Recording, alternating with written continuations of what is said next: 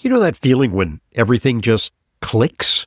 Your mind is sharp, your mood is steady, your body feels like it's firing on all cylinders. That's not luck, that's what your body is capable of every single day. Now, I've looked into a lot of fish oil supplements, and honestly, most of them are mystery sourced, overprocessed, blasted with heat, and packed with synthetic add-ins. But this one is different. Omega-3 Rejuvenate from Big Bold Health starts with wild Alaskan salmon and cod, sustainably caught from some of the cleanest waters on the planet, and then it's processed at low temperatures to preserve what actually matters. We're talking about real omega-3s, naturally occurring vitamins A and D, and pro-resolving mediators, or PRMs, that help your body balance its own immune response. What does that mean for you? Clearer thinking, more stable mood, and real nature-based support for your heart and immune system. No shortcuts, no synthetic nonsense. And it was developed by Dr. Jeffrey Bland, a true pioneer in the world of complementary health. If you want to feel the difference, go to bigboldhealth.com/Hoffman. That's bigboldhealth.com/Hoffman and use code Hoffman for 20% off site-wide. Once you feel it, you'll know.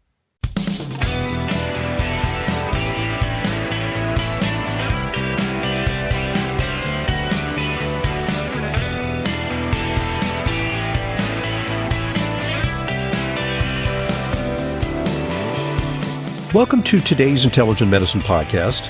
I'm your host, Dr. Ronald Hoffman. I can't think of anything more in the wheelhouse of intelligent medicine than today's book. It's entitled Hands Off My Food, How to Defend Your Food Health and Freedom. And with us today is the author, Dr. Sina McCullough. And in that book, she exposes the hidden forces manipulating what ends up on your plate, from unelected bureaucrats who make all the decisions, the top-down decisions about your food, to the multinational biotech corporations that are pushing their latest frankenfoods on us. Untesting technologies are making their way onto our plates and into our food supply. And the book meticulously catalogs how that's happening. The book is rife with footnotes. I scanned the footnotes. There must be 60, 70 pages of detailed footnotes. It's carefully researched as befits a PhD in nutritional science, who also possesses a Bachelor of Sciences in neurobiology, physiology, and behavior from University of California at Davis.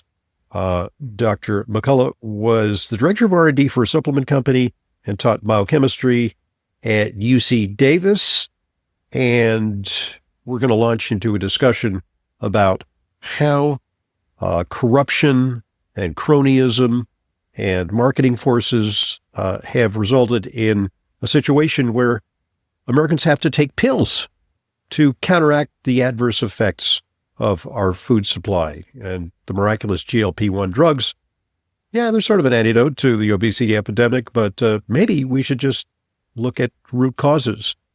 So without further ado, here's Dr. McCullough. It's a pleasure having you on Intelligent Medicine, and congratulations on the book. Thank you. Thank you for having me. It's my great pleasure.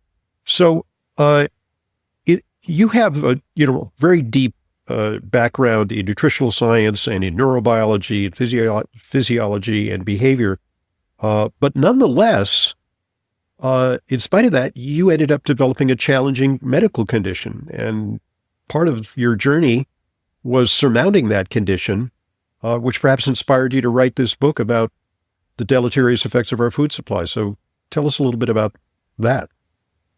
Yeah, it absolutely did. So that's kind of the interesting thing about my story, is that I have earned the highest degree that you can get in nutrition, like in food.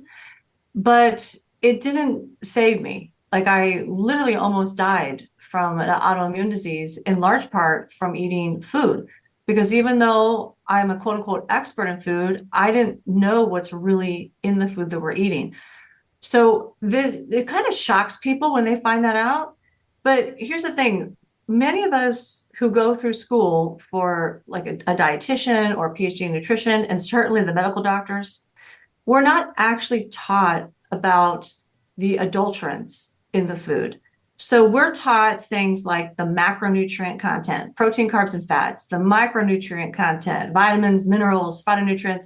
So I graduated, top of my class from a top university in the nutrition space. And I could trace, for example, on the biochemical level, every step that a hamburger went through your body, And or a the Coke. Krebs cycle backwards and forwards. That's right. They were part of our oral exams, Yeah. So, so I had that down. So what happened was I couldn't take what I learned and apply it to the real world because we're not taught things like, about RBGH, recombinant bovine growth hormone. We're not taught about GRAS, generally recognized as safe chemicals. We're not taught that you can't trust the organic label, that it's filled with loopholes, that you can have pigs, hogs that are actually raised on a slab of concrete, and that qualifies as organic pork. We weren't really taught about CAFOs, confined animal feeding operations, and we certainly weren't taught that even organic chicken can be raised in a CAFO as long as they're not inside cages in that CAFO. So these chickens, they have little ports that they can walk outside a certain amount of inches if they want to, which they don't. But they live in their own excrement, and chickens, as you know, like to scratch. So they'll do this scratching, it aerosolizes the dust, they inhale that, and they actually develop something similar to leaky gut in a human. Well, now we know that actually affects the eggs. So not just the meat of the chicken, but it can actually affect the eggs. So while I have a great, strong background in biochemistry, it wasn't paired with the way that our food supply has been industrialized today. So I didn't understand the importance, for example, of sourcing my food from a reputable farmer that I trust. I didn't understand that, for example, eggs, most of us walk into the grocery store and we just trust the food that's on the grocery store shelves, which is exactly what I did, which is a large part what led me to nearly dying from an autoimmune disease.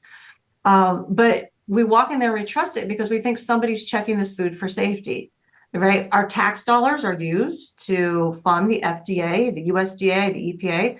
So while some of us have an inherent mistrust of the companies themselves that are making the food, we tend to fall back on this belief that maybe the government has checked this for safety, because clearly it wouldn't be on the shelf if it wasn't safe. And that's in large part what I'm exposing, is this veil of unearned trust in our food supply that's been passed down from generation to generation like a family heirloom.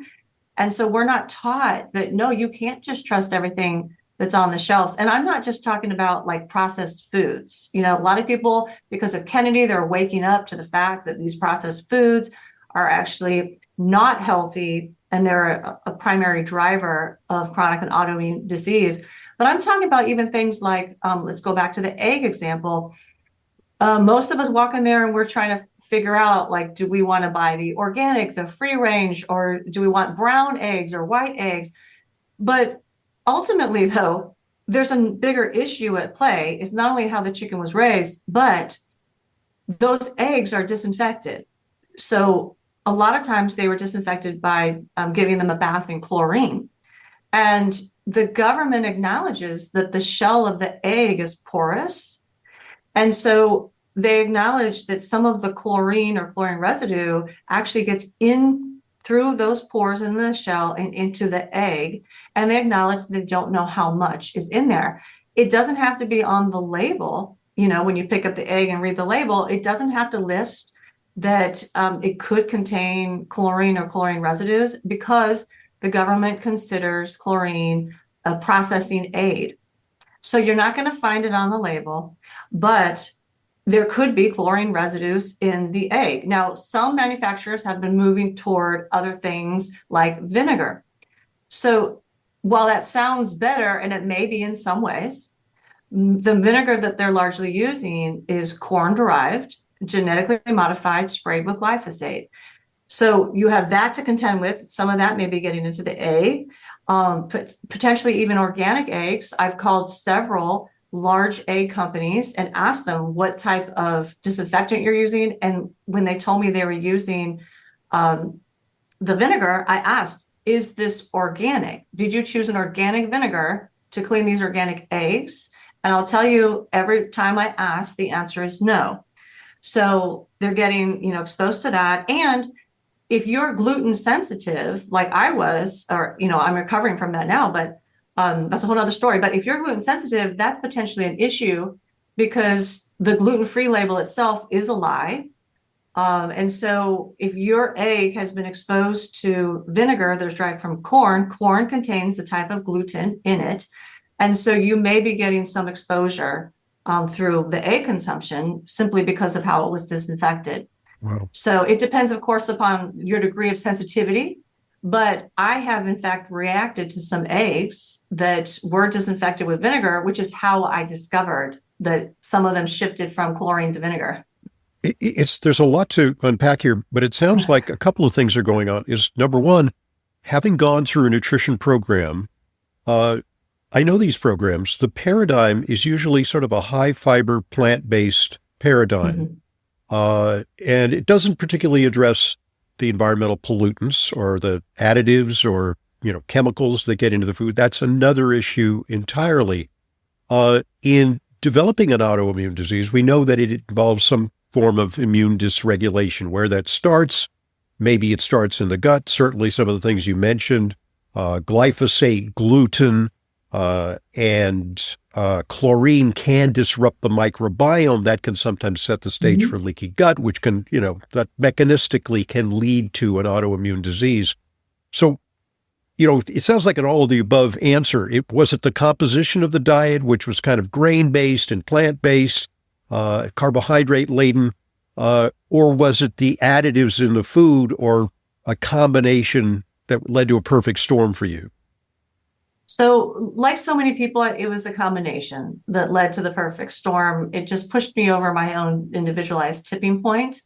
I was actually consuming the standard American diet. Like that's what I was raised on. And then in grad school, they taught us the food pyramid. So, we learned that in elementary school, but they reinforced that notion in graduate school that this is 6 to 11 servings of whole grains at the base of the pyramid, as the foundation of the proper diet and so on. Exactly. So I bought into that hook, line, and sinker. Like, why wouldn't I? And I wasn't sourcing my food, like I said, from reputable places. So it was the perfect storm for me. But, in my journey, so today I'm fully healed. It's been over a decade. Just to look at you, it's hard to imagine that you had an autoimmune disease. You look like the picture of health, radiant and, Oh, yeah. Thanks. But yeah, I actually nearly died. I mean, in my 30s, I was finally diagnosed with rheumatoid arthritis, and it was so bad that I couldn't wrap my hand around a cup. I was in too much pain. At my rock bottom, I actually spent my days lying on the floor in pain because I couldn't sit up. Like I was so weak. And if I did sit up, I had a difficult time breathing. When I would inhale, it felt like my ribs were going to break. When I chewed food, it felt like my teeth were going to fall out. And that was at rock bottom. But I mean, it took about 20 years of progressive symptoms. I was moving down the autoimmune continuum, as we say. It started with gastrointestinal issues, bumps on the back of my arms, and it progressed to things like chronic sinus infections, obviously food sensitivities. By the end, I had used diet elimination, reintroduction. I had tried GAPS diet, Candida diet, paleo, like you name it, all the things that I was taught. I tried all of it. None of it worked. And I was down to about half a sheet of paper of foods I could actually eat. I mean, things like bananas, apples were making me sick, like things that we think would be healthy. I couldn't actually eat. Your choices were being progressively narrowed. In fact, you were painting yourself into a corner because by eliminating foods, you might have actually compromised your nutritional intake. Well, that's exactly what happened in many ways. So one example is on the GAPS diet, I was consuming a lot of broth, like chicken bone broth. Right. And that's what often people tell you to do anyway. If Heal you're the trying gut. to heal. Heal the gut. Yeah, Yeah. heal the gut, use that bone broth. Well, I did. And I subsequently developed a sensitivity to both chicken and bay leaf. Because you often use bay leaf to make the broth, right? So I still had leaky gut, and I was consuming it daily, for several months, and it turned into an actual food sensitivity.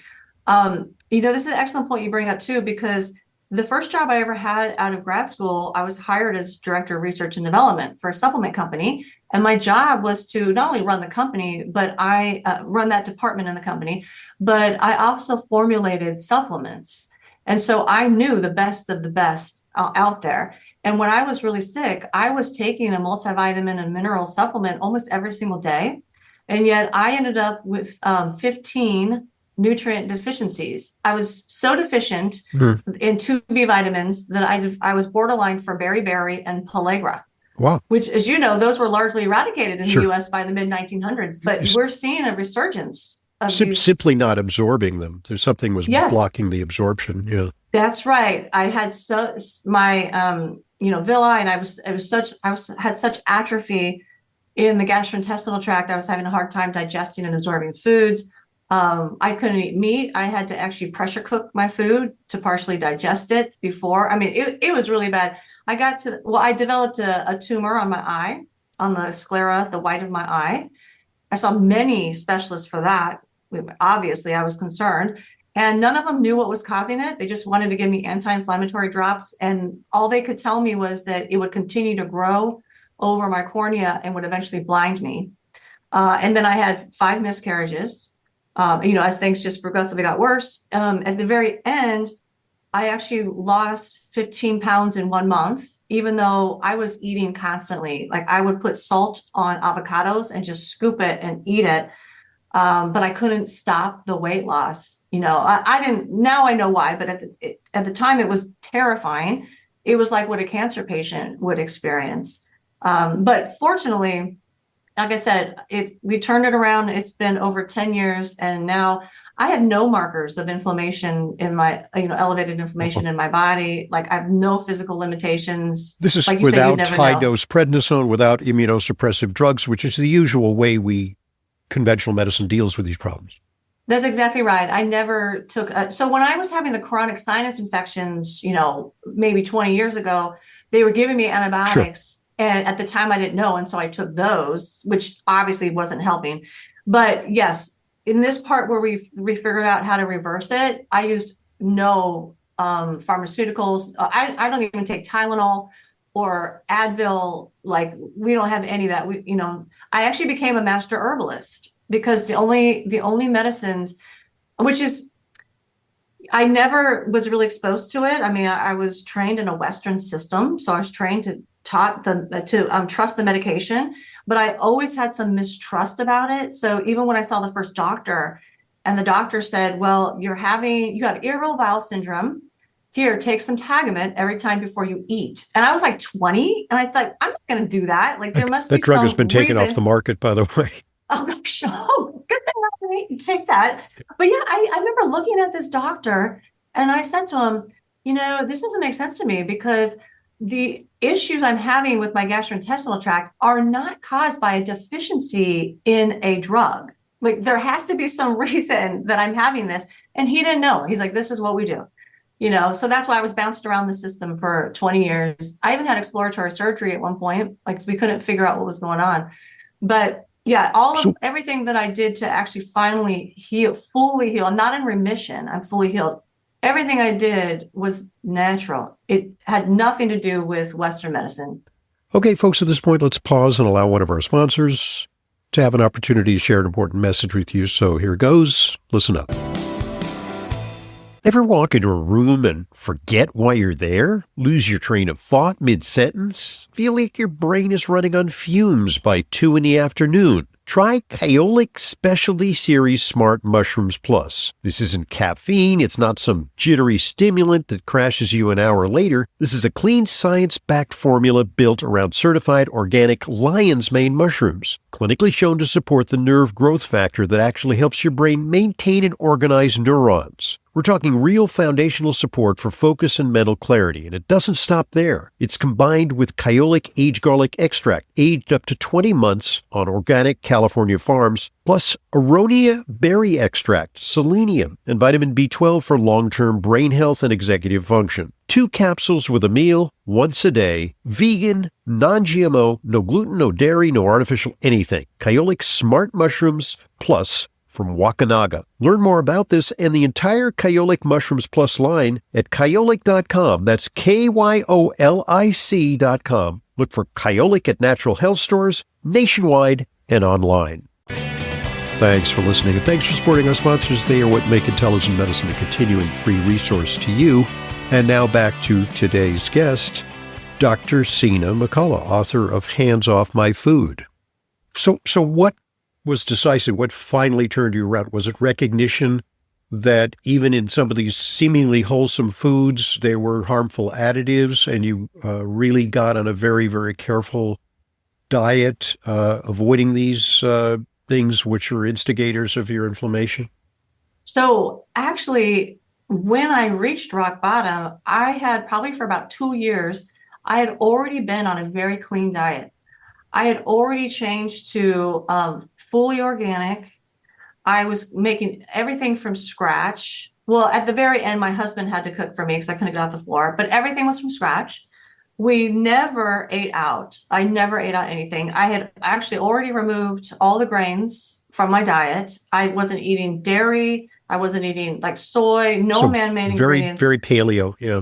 Very paleo, very pure diet. Mm-hmm. And I still reached rock bottom. So what really turned it around for me was there was a moment when I realized, it's kind of a thing where you know what's happening, but you're almost still in denial. Like, you're going to be able to get to reverse it. You're going to be able to find your way out. It got to the point where I realized it may not happen. And that was a morning when, my husband would go to work, and I would always get up and I'd come down the stairs and I'd lay there on the floor to watch my children, from the floor while he went to work.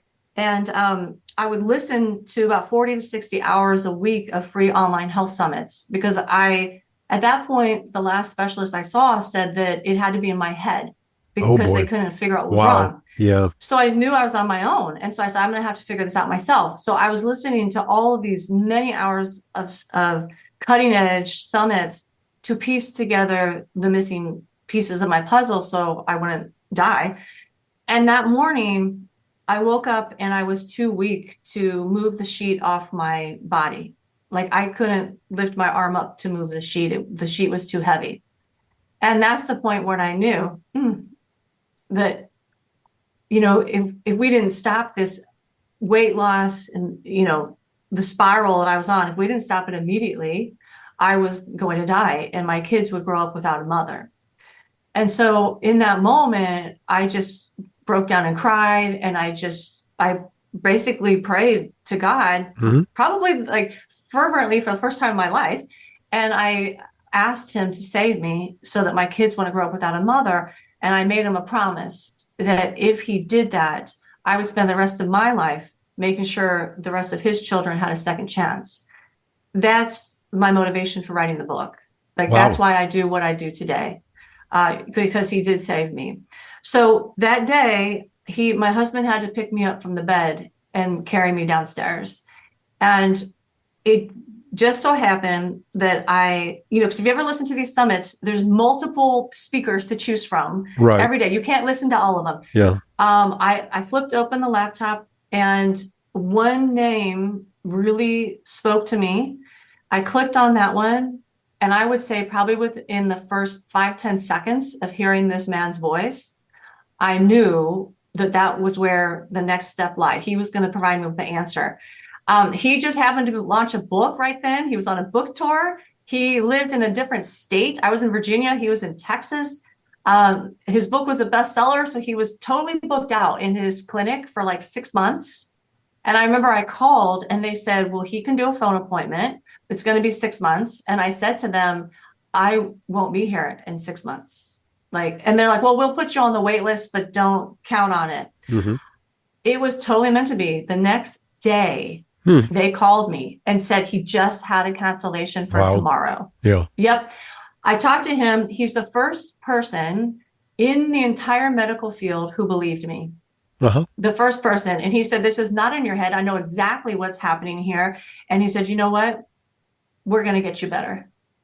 And I just cried, like, to finally have some support. And the missing piece that I couldn't figure out was I didn't know about functional testing. Okay. I was relying on the Western test, and that's how I was raised. That I didn't know there were other options. Mm-hmm. And so we did some functional tests. That's how we figured out that I had 15 nutrient deficiencies. The Western doctor's office showed up as 0 deficiencies. You probably tested your microbiome, the composition of your the gut bacteria, tested for leaky gut, the kinds of things that functional medicine doctors do. And on that scale, your condition was mapped out. It was clear cut that you suffered from a variety of imbalances that could be targeted with proper interventions, and a healing path was revealed. Exactly. And one of the big missing pieces was I had arsenic poisoning. Oh, that too, heavy metal toxicity. That's that right. can come from too much rice, too much chicken, yeah. Well, and that's what we pieced together was, there's no way for me to say 100% where did that arsenic come from, but he and I pieced everything together. And what we think was I used to trust that gluten-free label. And so I was consuming a lot of gluten-free foods before, like maybe the last 2-3 years when I went completely whole foods.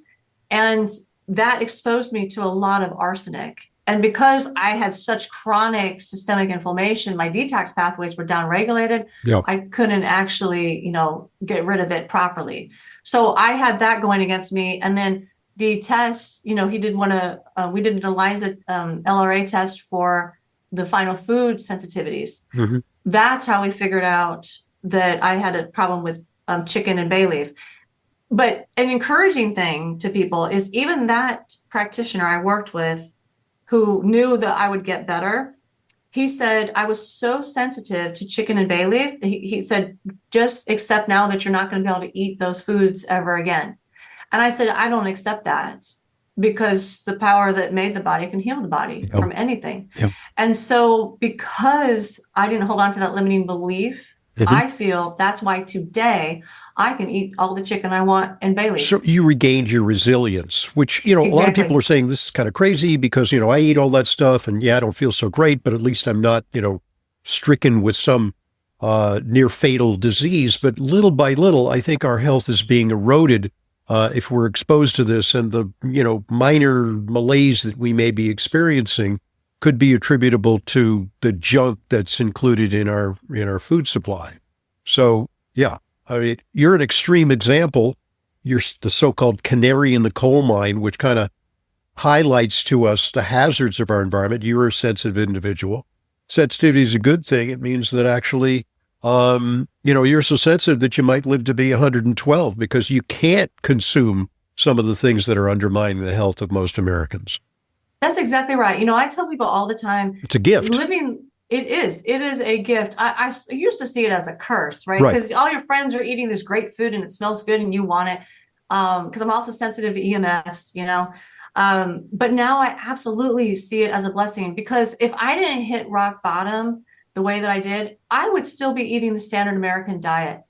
It's everywhere. It's convenient. It's cheaper than the diet that I'm on now. The diet, you fit in socially, right? Where I'm at now, it is a little bit isolating sometimes. And, we have great friends now who understand, and now they're wanting to eat the way we do because, that's really the best example.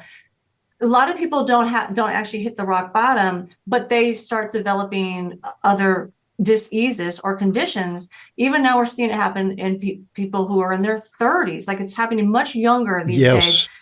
And I tell people all the time, like, this is not normal. Like, it feels normal because you look around and norm is Right. the sick is the new norm. Yeah, you go to So you're like, your 20th class reunion and you see all the people who are sick and obese and, are afflicted with medical conditions. You go, yeah, okay, that's average Americans in their middle age. that's right. And that is not normal. Like, even if you study, hunter and gatherers, like, once they got past childhood, they lived to be as long as we do today, but they lived better than us. Like, they had a much larger, longer health span than we do today. And I don't think people really realize that. And they didn't have all these pharmaceuticals or medications they were dependent upon. They just lived well until they died. So no, I absolutely agree. And what's interesting is I don't give unsolicited advice. Like, people always say, well, how are you going to turn people around? You're not Like, proselytizing, right? yeah, I don't do that. And so I try to live it, right? I am try to embody health to inspire people that way. So I'll tell you a quick story. I had my third child at the age of 45. Wow. That's an And accomplishment in itself. right? Yes.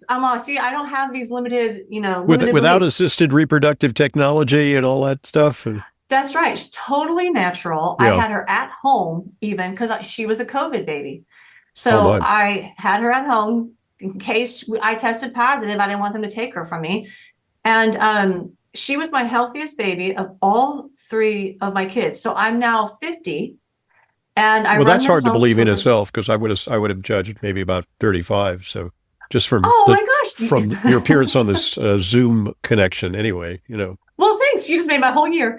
Yes. So this is the cool thing, though, is that even though it takes discipline and principle to live this lifestyle, it pays off because you know what happens? I lead this homeschool group. There's about 30 families in it. I go to these meetups every week, and I am the mom who's able to run around and play tag with these kids, Well- red light, green light, like, when you're the age where a lot of them are grandmothers, frankly. right? Right. So these other I'm the second oldest person in the group. So most of the moms in here in our group are in their late 20s or in their 30s. Sure. And then you have me, I'm 50, and they're sitting on the benches complaining about, oh, my foot hurts. Oh, today my knee hurts. Like, and here I am running around with their kids. Like, the kids call me the fun mom. Right. And I'm You like, that's the blend in best award. seamlessly and, you're not run down. Yeah. This is a good launching point for part two. In part two, I want to talk about specifically your book because this is your personal experience, which actually was motivation to write Hands Off My Food, How to Defend Your Food Health and Freedom. And, I think this is actually a perfect segue because we've got the MAHA movement. The MAHA movement attempts to address our epidemics of chronic disease. Your book is a very, very specific roadmap for how to achieve wellness in what has been termed a toxic food environment. We're going to look at what are the reasons why we deliver toxic food to Americans. And then at the same time, we're driving up healthcare costs and we're coming up with all kinds of cures for various degenerative diseases. But it's an unsustainable system. We've got to address the root cause, which is the adulteration of our food. So when we return, more with today's guest, Dr. Sina McCullough, author of Hands Off My Food, How to Defend Your Food, Health, and Freedom. I'm Dr. Ronald Hoffman, and this is the Intelligent Medicine Podcast.